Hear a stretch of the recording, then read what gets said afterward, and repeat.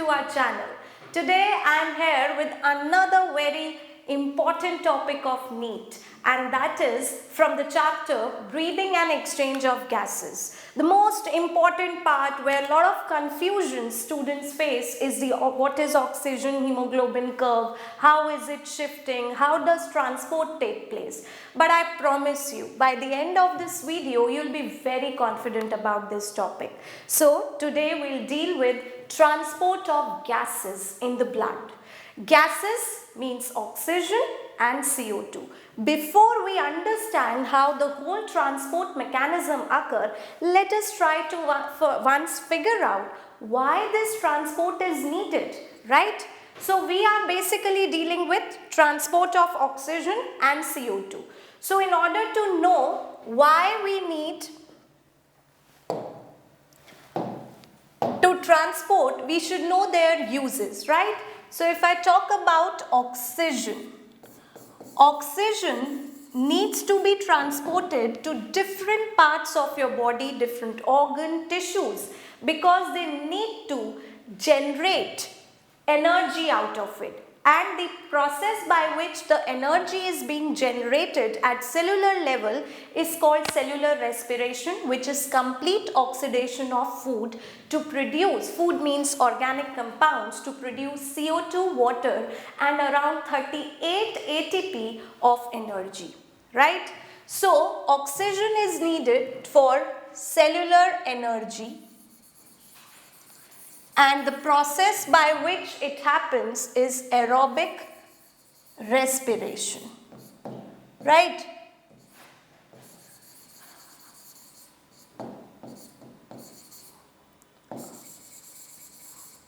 Hence, it is important for transport of oxygen from the lungs to the tissues. So who will carry the oxygen from the lungs to the tissue? It will be via blood, the fluid connective tissue. Now when the tissue will use the oxygen for aerobic respiration, it is going to generate CO2, carbon dioxide also, as one of the product, right? This carbon dioxide is harmful for our body, and therefore it is important that it is expelled out of the body. So carbon dioxide need to be transported from the tissues back to the lungs, and then from the lungs we'll exhale it out through our respiratory system outside into the atmosphere. Therefore it needs to be, so it is harmful, and therefore it needs to be transported from the tissues to the lungs via, again, the only means is blood. Okay, now lungs, the anatomically, if we see inside lungs, we have one pair of lung, right and left. Inside the lung, the trachea is dividing into two branches, and the first two branches that divides in the lung are right and left bronchi. The left and right bronchi will give rise to more branches, which are secondary and tertiary bronchi respectively. And from the tertiary bronchi, we will again have certain branches of another smaller diameter, which is bronchioles. So bronchioles can also be primary, secondary and tertiary. The tertiary bronchiole or the last bronchiole, terminal bronchiole, will be attached to a balloon shaped structure, or they will open into a balloon shaped bag, which are called alveoli, the main site where the oxygen is basically being stored and then it is exchanged with the blood. Because alveoli, these are muscular bags, okay, and they are highly vascular, which means they are richly supplied with blood vessel. So whatever oxygen comes in from the atmosphere, that is exchanged with the blood flowing in the capillaries around the alveoli. In the same way, whatever CO2 comes from the tissues in the blood, that is exchanged and given it to the alveoli for expelling it out. Right. So this is the anatomy of the lung. You have right, left lung. The right lung is tree lobe and the left lung is two-lobed. If we see, this is one lobe, two lobe, three lobe, third lobe. Here in the left you have 1 and 2. Also, the left lung has got a cardiac notch. This notch, because here in this space we have the heart being situated, so a cardiac notch is created. Inside the lungs there are branches called bronchi, then we have bronchioles also, and bronchioles terminate into a bag-like structure called alveoli, balloon-shaped structures or bag-like structures which are highly vascular, as I told. See how richly it is supplied with the blood vessels, right? The blue one which has the deoxygenated blood and the red one has got the oxygenated blood. Now the oxygenated blood here is not in pulmonary artery, it is the pulmonary vein, the only vein in our body which carries the oxygenated blood from the lungs towards the left atrium of the heart, while the blue one which is carrying the deoxygenated blood is the pulmonary artery, the only artery in your body that carries deoxygenated blood from the right ventricle of the heart to the lungs, right? So it is highly vascular, and therefore alveoli are the primary site or the first site of the exchange of the gases, right? So they are the primary site. Exchange of gases will also occur at the tissue site, but the primary site is alveoli. So see, alveoli structure, if we see, alveoli starts with basically a duct, a channel, right? These are the channels through which it passes, and then this balloon shaped structure here, these are basically your channels, the ducts, and यहाँ पर ये जो आपको balloon shaped structure दिख रहा है, इसको हम alveolar sacs बोलते हैं. So ducts plus sac form the alveoli together. So each alveoli will have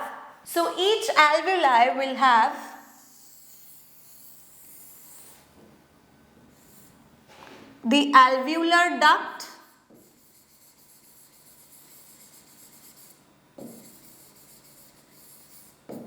it will have the alveolar sac,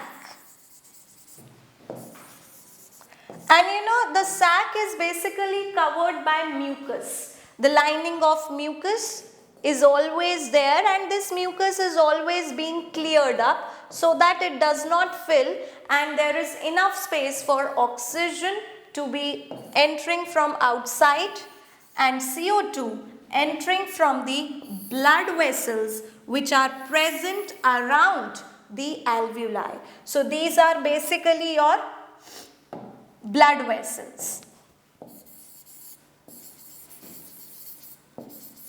right?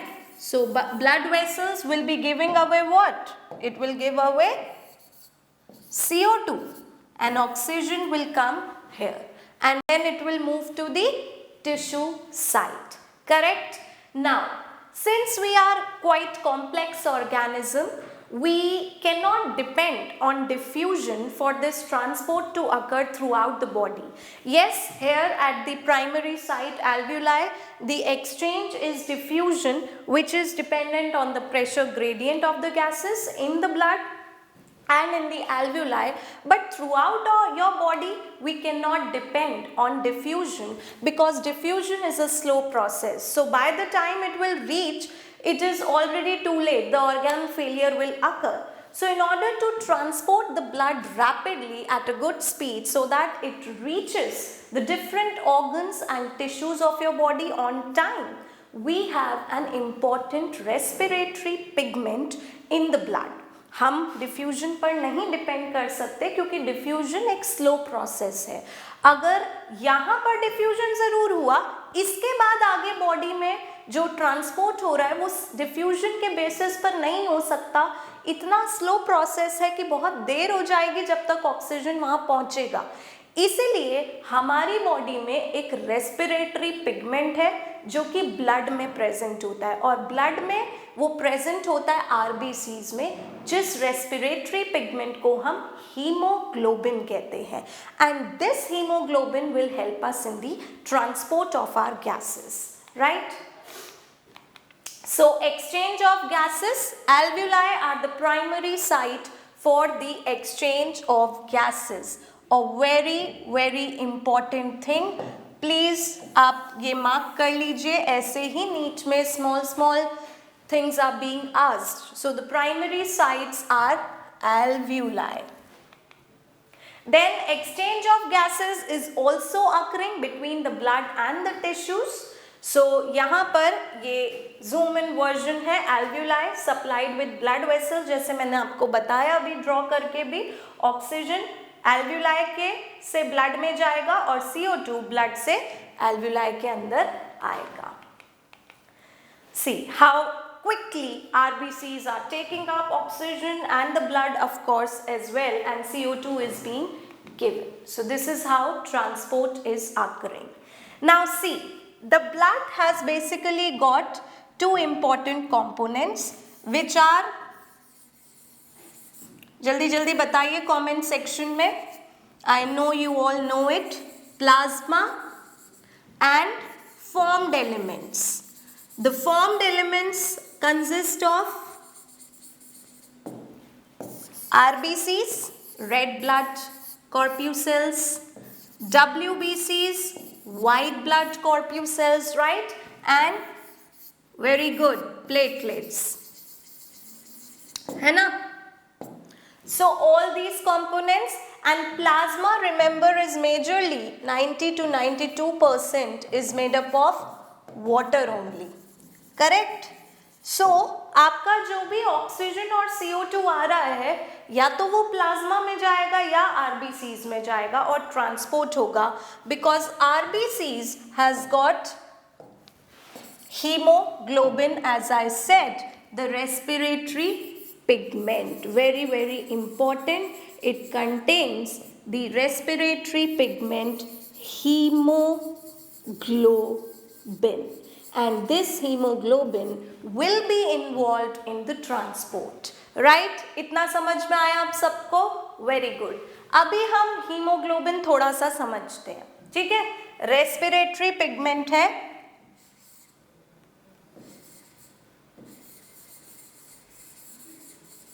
Haemoglobin हमारा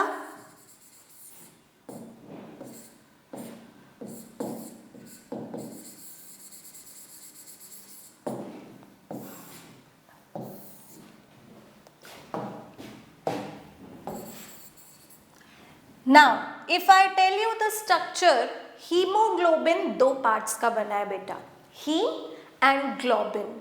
See, it is basically a protein which is acting as a pigment.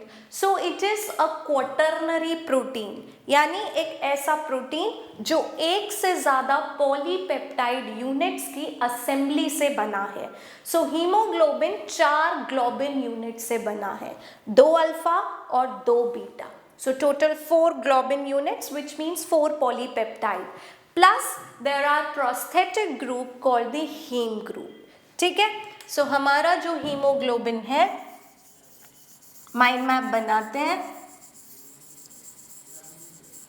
और इसको हम आगे HB से denote कर देंगे. ठीक है? 2 पार्ट है, एक globin units, the peptide region, the 4 polypeptides, and the heme group. You can write HAEM or you can write HEME. Both spellings are correct. Globin units कितनी है? 4 globin units. 4 polypeptide की assembly से, इसलिए hemoglobin का quaternary structure है.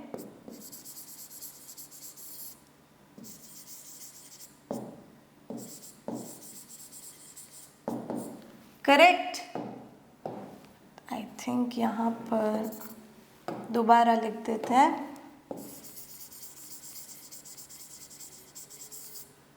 ठीक है? 4 globin units में क्या क्या आता है? 2 alpha subunits and 2 beta subunits. ठीक है. हीम ग्रुप क्या है एक तरीके से इसका प्रोस्थेटिक ग्रुप है. प्रोस्थेटिक ग्रुप वो ग्रुप होते हैं, they are kind of cofactors which are very tightly linked to the protein part, right. So यहाँ पर ये एक प्रोस्थेटिक ग्रुप है, very tightly linked to whom? To the globin units. ठीक है, 4 ग्लोबिन यूनिट्स तो 4 हीम ग्रुप सेंटर में होंगे. And prosthetic group 4 heme in the center of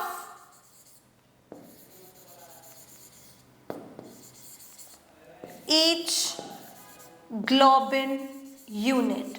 हर एक ग्लोबिन यूनिट के सेंटर में एक हीम ग्रुप होगा और हर एक हीम ग्रुप के सेंटर में आयरन होगा. Yes, so heme group basically contains at its center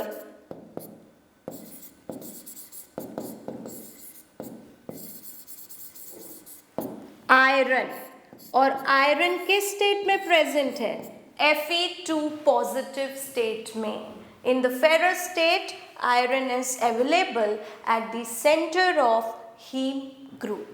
So hemoglobin respiratory pigment है, क्वाटर्नरी स्ट्रक्चर है, 4 ग्लोबिन यूनिट से मिलकर बना है, 2 अल्फा 2 बीटा सब यूनिट्स. और हर एक अल्फा और बीटा सब यूनिट्स के सेंटर में prosthetic group, tightly linked group haem present है. और हीम के सेंटर में कौन है? आयरन. किस स्टेट में?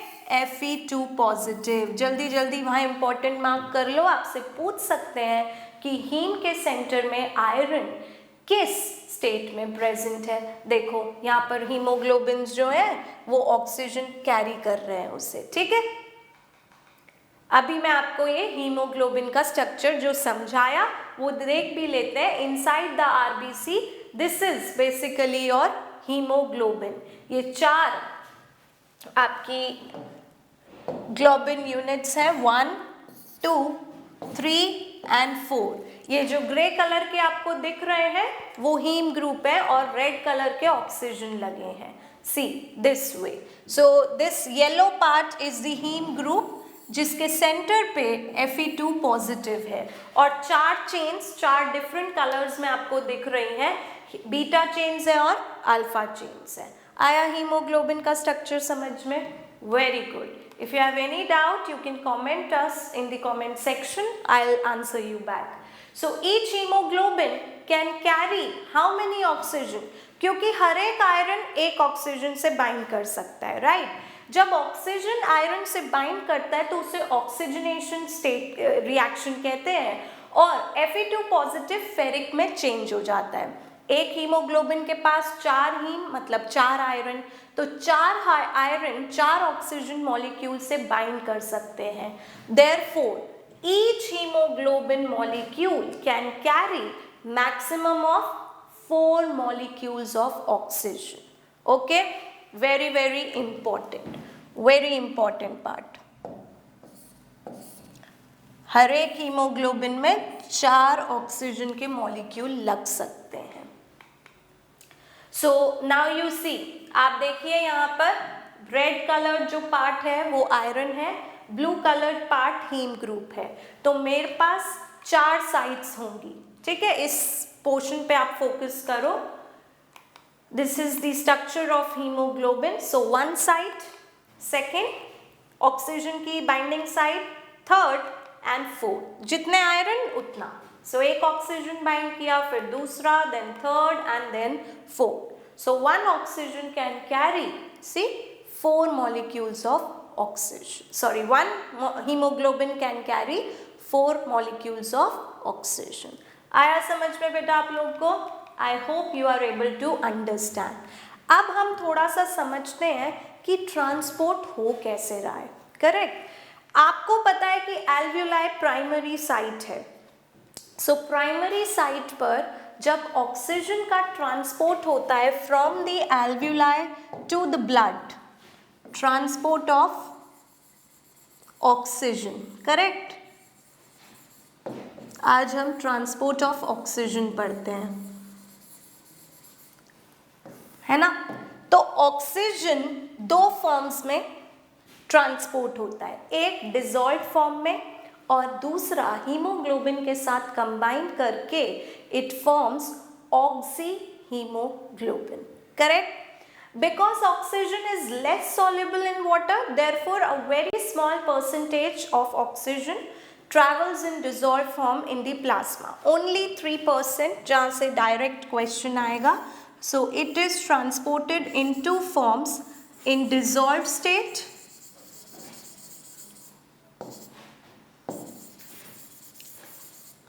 which is around 3%. तो जितना भी ऑक्सीजन ट्रैवल कर रहा है उसका 3% एल्व्यूलाई से जब ब्लड में जाता है डिसॉल्व फॉर्म में जाता है, and rest 97% combines with hemoglobin to form oxyhemoglobin.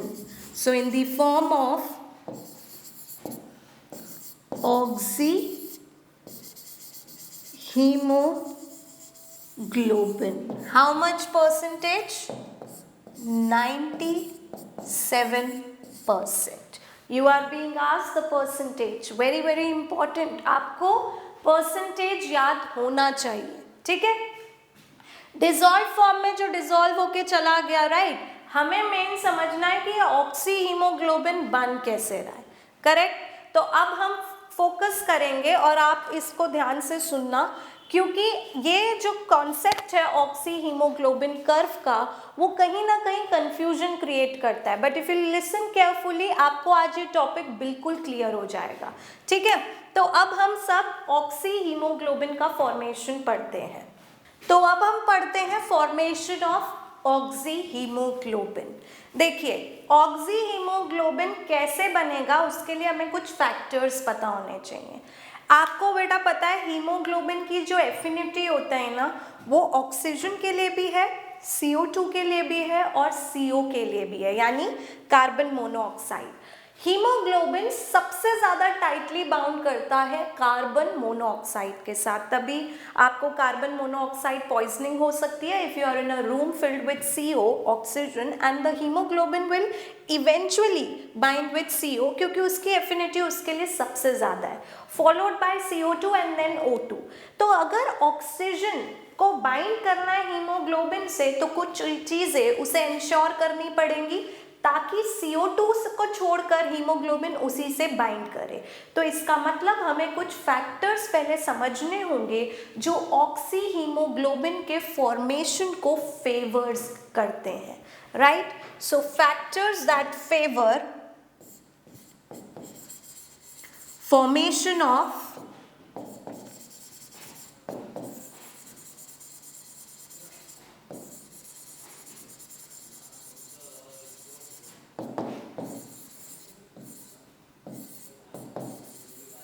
Oxy haemoglobin, ठीक है। क्या क्या फैक्टर हो सकते हैं? अगर हीमोग्लोबिन CO2 और ऑक्सीजन दोनों से बाइंड कर सकता है और एल्व्यूलाई पर वो डिफ्यूजन चल रहा है, तो सबसे पहले तो प्रेशर ऑक्सीजन का ज़्यादा होना चाहिए। So partial pressure of oxygen should be high. अगर पार्शियल प्रेशर ऑक्सीजन का ज़्यादा होगा तो हीमोग्लोबिन अल्टीमेटली ऑक्सीजन से ही बाइंड करेगा। पार्शियल प्रेशर मतलब concentration, more the pressure more is the concentration. The best factor or parameter to measure the gas is not concentration but pressure, right? So partial pressure of oxygen should be high. अगर ये high है तो CO2 ना जीते और haemoglobin से bind करे, इस चीज को इंश्योर किया जाता है उसका लो प्रेशर हो। So low partial pressure of oxygen, sorry CO2 है ना, low partial pressure of CO2। Third is temperature. Now see, high temperature will tend to break the bond between the hemoglobin and oxygen. Therefore, the temperature should be less if we want oxyhemoglobin to form. So, low या less temperature. And fourth is the pH or the H positive ion का concentration.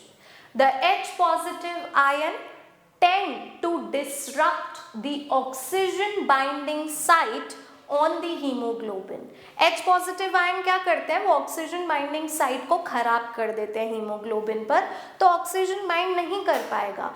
Therefore अगर हम चाहते हैं कि oxy haemoglobin बने तो H positive का कॉन्सेंट्रेशन कम होना चाहिए. So less H positive which means high pH.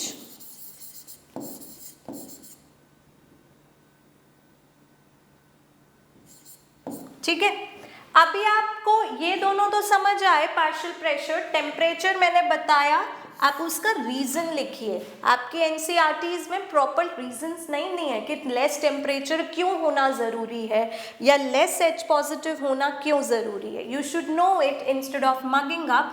So temperature should be less because high temperature, I am drawing with the above arrow, breaks the bond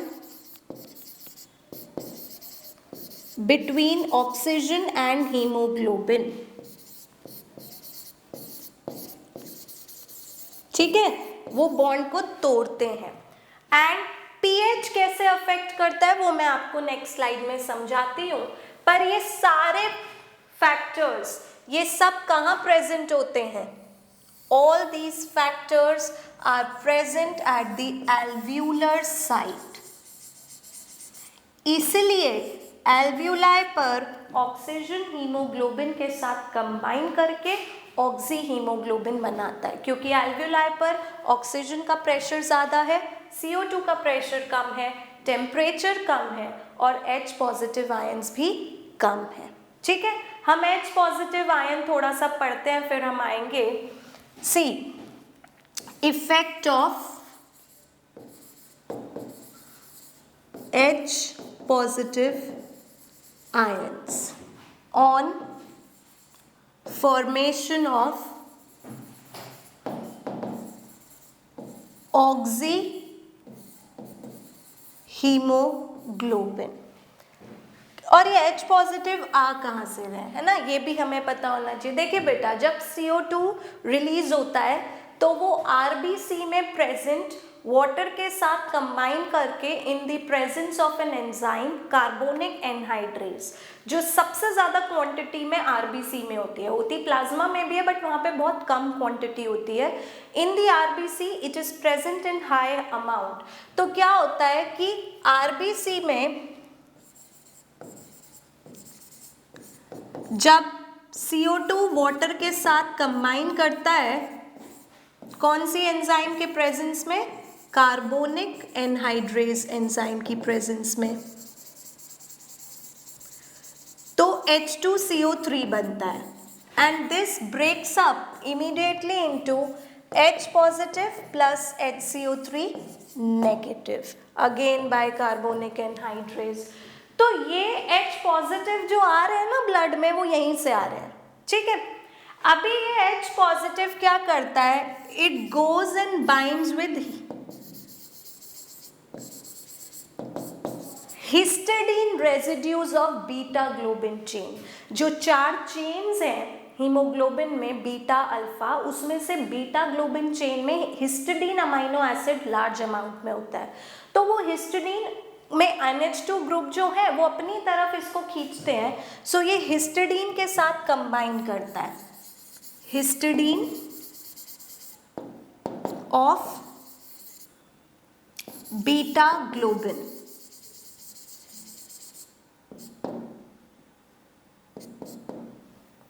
ठीक है, अब जब ये कंबाइन करता है तो H positive ion they tend to distort the oxygen या disrupt the oxygen binding site.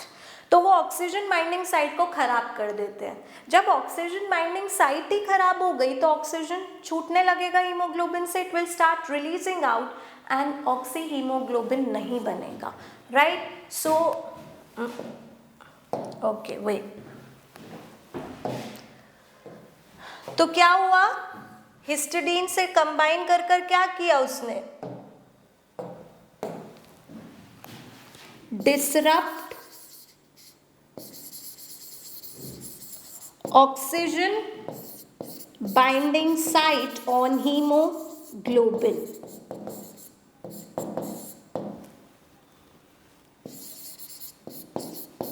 Therefore, oxygen cannot bind to hemoglobin और ये चीज अलाउ नहीं करेगी ऑक्सीजन को हीमोग्लोबिन से बाइंड करने के लिए। इसीलिए हमारा एल्व्यूलाई पर इम्पॉर्टेंट है कि H पॉजिटिव आयन कम ही हो, और वैसे भी H पॉजिटिव आयन किसकी वजह से बन रहे थे, CO2 के कॉम्बिनेशन की वजह से। ये चीज कहाँ होगी, टिश्यू साइट पर, एंड देयरफॉर टिश्यू साइट पर H positive ions oxygen haemoglobin को खराब करेंगे तो ऑक्सीजन रिलीज हो जाएगा और उसका प्रेशर टिश्यू में कम है तो वहां पे डिफ्यूज होगा, राइट। ब्लड में टिश्यू साइट पर CO2 कम है तो वो टिश्यू से आएगा, अब CO2 आया तो ये रिएक्शन हुआ and this takes place. So H positive इस तरीके से आपके ऑक्सी हीमोग्लोबिन को बनने नहीं देंगे, इसलिए एल्व्यूलाई पर जरूरी है कि लेस H पॉजिटिव आयंस हो। आया आपको कॉन्सेप्ट समझ में? You can note it down in your notebook so that you know what H positive is doing and where you need it high, where you need it low. H positive tissue पर ही ज़्यादा हो क्योंकि हम चाहते हैं oxygen haemoglobin को छोड़ दे और टिश्यू में जाने दे, और H पॉजिटिव एल्व्यूलाई में कम हो, करेक्ट। आ गया समझ में? इस तरीके से ये सभी फैक्टर्स जो आपने लिखे, हाई O2 का प्रेशर, लेस CO2 का प्रेशर, लेस टेम्परेचर और लेस H पॉजिटिव या हाई pH ऑक्सी हीमोग्लोबिन के फॉर्मेशन को फेवर करते हैं जो एल्व्यूलाई पर होता है। इसका जस्ट ऑपोजिट ऑक्सी हीमोग्लोबिन के फॉर्मेशन को फेवर नहीं करेगा या डिसोसिएशन को फेवर करेगा, यानी लो ऑक्सीजन का प्रेशर, हाई CO2 का प्रेशर, हाई टेम्परेचर जो बॉन्ड ब्रेक करेगा and high H positive which means acidic condition जो कि कहाँ पर होगी, टिश्यू साइट पर, ठीक है। अगर अब हम हीमोग्लोबिन के पास सीट्स है ना बैठाने के लिए ऑक्सीजन को, तो अगर मैं ये देखूं ऑक्सीजन दूं, आप देते जा रहे हो ऑक्सीजन, हीमोग्लोबिन पर ऑक्सीजन बैठ रहा है, बट एक टाइम के बाद वो नहीं होगा क्योंकि जितना भी साइट था बाइंडिंग का वो खत्म हो चुका है। All the seats have been occupied, right. जैसे आप म्यूजिकल चेयर्स खेलते हैं, so when you run and the music stop, आप बैठ गए, अब जितनी सीट्स थी जब वो ऑक्यूपाई हो गई तो आप कितने भी और जो बचे हैं, nothing can happen because all the seats are occupied. तो एक लेवल के बाद कितना भी आप प्रेशर ऑफ ऑक्सीजन या कॉन्सेंट्रेशन ऑफ ऑक्सीजन बढ़ा लीजिए, it is not going to affect. एक लेवल के बाद आप कितना भी ऑक्सीजन का कॉन्सेंट्रेशन बढ़ा लीजिए, it is not going to affect the formation of oxy haemoglobin because all of the haemoglobin in the blood has been saturated. तो अगर मैं percentage saturation of oxygen of haemoglobin with oxygen को plot करूं against the partial pressure of oxygen, क्योंकि main factor तो partial pressure है, अगर partial pressure ही नहीं है तो ऑक्सीजन ब्लड में आएगा ही नहीं ना। तो पार्शियल प्रेशर के अगेंस्ट अगर हम प्लॉट करें तो हमें एक सिग्मोइड कर्व मिलता है और इसी कर्व को ऑक्सीजन हीमोग्लोबिन डिसोसिएशन कर्व कहते हैं, यानी एक graphical representation between the partial pressure of oxygen and the percentage saturation of hemoglobin with oxygen, यानी ब्लड में कितना हीमोग्लोबिन सैचुरेट हो गया है। जैसे जैसे आपने प्रेशर बढ़ाया सैचुरेशन होना शुरू हुआ और वो बढ़ रहा है, बट एक टाइम के बाद आप कितना भी प्रेशर यहाँ बढ़ा लो ये नहीं बढ़ेगा, because on when it reaches the plateau it means all the hemoglobin in the blood is saturated. सारी सीट्स ऑक्यूपाइड हैं, इसलिए अब कोई फायदा नहीं है और बढ़ाने का, right? So it reaches a stationary phase और अ प्लेटू. ठीक है, आया समझ में आपको ये चीज? देखिए ये जैसे जैसे हमने बढ़ाया प्रेशर, ये बढ़ा और फिर एक टाइम के बाद वो सैचुरेट हो गया. Haemoglobin is saturated. ठीक है, इसमें बेटा आपको मैंने फैक्टर्स बता दिए हैं. एल्वियोलाई साइट पर प्रेशर ज़्यादा है ऑक्सीजन का, CO2 का कम है, टेम्परेचर कम है, H पॉजिटिव कम है, इसलिए ऑक्सीजन और हीमोग्लोबिन के लिए सारी कंडीशंस उनके फेवर में आ गई और वो कंबाइन करे जा रहे हैं. करेक्ट? और टिश्यू साइड पर इसका ऑपोजिट होगा तो वो रिलीज हो जाएगा. इस ग्राफ से आपको ना कई बार क्वेश्चंस आते हैं जैसे कि ग्राफ लेफ्ट शिफ्ट होगा, राइट शिफ्ट होगा, तो ये जानने के लिए हमें इस ग्राफ में एक वैल्यू पता होनी चाहिए, P50.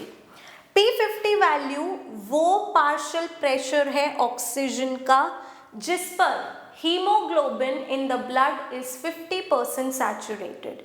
वो प्रेशर ऑक्सीजन का जिस पर जितना भी हीमोग्लोबिन ब्लड में है उसका 50% ऑक्सीजन से सैचुरेट हो गया है, उसे हम बोलते हैं P50 value. So the partial pressure of oxygen eight which P50 लिख लीजिए, partial pressure of oxygen at which 50% of hemoglobin in the blood is saturated. ठीक है, सैचुरेट देखिए 50% सैचुरेशन पर किया ग्राफ पर प्लॉट और ये कितना आया P50 value, near about 26, right? 26 mm of Hg, तो वो उसकी P50 वैल्यू हो गई. ठीक है, अगर मैं आपसे बोलूं कि बेटा H पॉजिटिव बढ़ाने पर P50 वैल्यू में क्या चेंज आएगा? H पॉजिटिव तो आप कैसे सोचेंगे, मैम ने हमें कॉन्सेप्ट सिखाया है कि जैसे जैसे H पॉजिटिव बढ़ता है वैसे वैसे हीमोग्लोबिन की एफिनिटी ऑक्सीजन की तरफ कम हो जाती है, क्योंकि H पॉजिटिव हीमोग्लोबिन के बीटा सब यूनिट के हिस्टिडीन से कंबाइन करता है. कंबाइन करने के बाद वो ऑक्सीजन बाइंडिंग साइट को चेंज करने लगता है और ऑक्सीजन वहाँ से रिलीज हो जाता है. यानी अब वही 50% सैचुरेशन अचीव करने के लिए मुझे ज़्यादा partial pressure of oxygen apply करना पड़ेगा. जब H पॉजिटिव कम थे तो 25 पर ही सैचुरेशन हो गया था 50% हीमोग्लोबिन का. अब H पॉजिटिव इतने ज़्यादा है कि वो खराब कर रहे हैं, तो अब मुझे प्रेशर और ज़्यादा लगाना पड़ेगा, यानी और ऑक्सीजन आएगी तब कहीं जाके 50% सैचुरेशन अचीव होगा, क्योंकि जो H पॉजिटिव हाई कॉन्सेंट्रेशन में है वो बार बार ऑक्सीजन बाइंडिंग साइट को हीमोग्लोबिन पर खराब कर रहे हैं. यानी H पॉजिटिव बढ़ाने पर आपकी P50 वैल्यू क्या होगी? बढ़ेगी. P50 वैल्यू बढ़ेगी मतलब शिफ्ट आगे होगा, right shift. So right shift will occur and the graph will shift towards or away from the y-axis, है ना, आगे जाएगा. अभी देखिए वाइट वाला पोर्शन इज द नॉर्मल, आपका नॉर्मल कंडीशन है और उस कंडीशन में P50 वैल्यू यानी जहाँ पर 50% सैचुरेशन हो रहा है वो अराउंड 25 आ रहा है. ठीक है, अभी मैंने क्या किया, ब्लड में CO2 का अमाउंट बढ़ा दिया और CO2 बढ़ेगा मतलब H पॉजिटिव बढ़ेगा. आपने देखा है क्योंकि CO2 कंबाइन करता है H2O के साथ in the presence of carbonic anhydrase to form H2CO3 that breaks down into H positive and HCO3 negative. So from here we can have a conclusion that amount of CO2 in the blood is directly proportional to amount of H positive ions in the blood, right. तो आपको H positive की terms में दे दे या CO2 की terms में अब आप कर लेंगे, क्योंकि CO2 बड़ा मतलब H पॉजिटिव भी बड़ा। कैसे, रटना नहीं है बिल्कुल भी, ये याद रखिए। तो H पॉजिटिव बड़ा यानी CO2 बड़ा, और H पॉजिटिव बड़ा मतलब लो pH। तो अब वही 50% सैचुरेशन ज़्यादा अमाउंट ऑफ प्रेशर पर अचीव होगा, which is around 35 now, right. So it will show a right shift. Correct हुआ। ऐसे ही बेटा मदर और foetus, when the mother is pregnant, तो मदर का के ब्लड में ऑक्सीजन का पार्शियल प्रेशर कम होता है, क्योंकि वो किसको दे रही है अपना ब्लड, फीटस को। ऑक्सीजन किसको दे रही है, फीटस को दे रही है। तो उस केस में अगर आप बनाना चाहें तो भी राइट शिफ्ट होगा। For the mother's blood in the mother fetus pregnancy case, it will be showing a right shift because she is directing her oxygen towards the fetus. वहाँ पे प्रेशर की वजह से है। इसी तरीके से जब H पॉजिटिव आयंस कम होंगे ब्लड में, यानी लो CO2, तो शिफ्ट कहाँ होगा। अब आपका H पॉजिटिव कम मतलब CO2 कम, और CO2 कम मतलब ऑक्सीजन ज़्यादा, तो शिफ्ट किधर हो जाएगा, टुवर्ड्स लेफ्ट। यानी अब वही 50% अचीव होगा कम प्रेशर पर, राइट। इसमें देखिए नॉर्मल वाला कर्व वाइट है और वो 30 पर अचीव हो रहा था। अब आपने लो CO2 कर दिया, H पॉजिटिव कम हो गए, ऑक्सीजन का प्रेशर बढ़ गया है, तो अब मतलब कॉन्सेंट्रेशन, तो कम प्रेशर पे ही 50% हीमोग्लोबिन सैचुरेट हो जाएगा, around 22, right. So there will be a left shift. अब आप लोग को बहुत अच्छे से क्लियर हो गया left and right shift. I hope आपको बहुत अच्छे से अब समझ आ गया होगा, बिना रटे I have told you all the concept. Still, if you have any problem, you can comment down in the comment section and I'll try to answer to every question. तो pH बढ़ाने पर यानी H पॉजिटिव कम करने पर आपको कैसा मिलेगा, अ left shift, और pH कम करने पर यानी H पॉजिटिव आयन बढ़ाने पर you will see a right shift. देखो इसको ना बोर इफेक्ट भी कहते हैं। बोर ने क्या बोला कि जब H पॉजिटिव आयन ब्लड में बढ़ेंगे तो हीमोग्लोबिन की एफिनिटी ऑक्सीजन के लिए कम हो जाएगी, राइट। कैसे कम होगी मैंने बताया, क्योंकि वो हिस्टडीन से कंबाइन करके उसकी ऑक्सीजन बाइंडिंग साइट को खराब करेगा, तो इसे ही हम बोर इफेक्ट कहते हैं, राइट। बोर इफेक्ट अगर हम एक माइंड मैप बनाना चाहें, it says increase in H positive concentration decreases the affinity